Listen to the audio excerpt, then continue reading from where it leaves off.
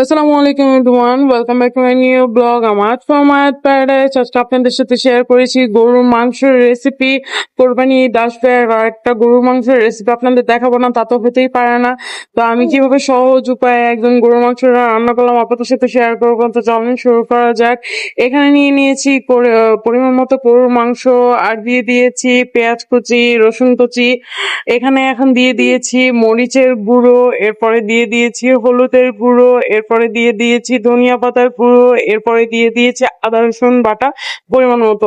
এগুলো আপনারা মেজারমেন্ট করে একদম দিয়ে দিবেন। আমি এখানে প্রায় 3 কেজির মতো গরুর মাংস নিয়েছিলাম, ঈদের পরের দিন আর কি। 3 কেজির মতো গরুর মাংস নিয়েছিলাম, আর সেই অনুযায়ী আর কি মশলাটা একদম দিয়ে দিয়েছি পরিমাণ মতো। আপনারা যতটুকু মশলা খেতে পছন্দ করেন আপনারা ওই পরিমাণ মতো আর কি সবকিছু দিয়ে দিবেন।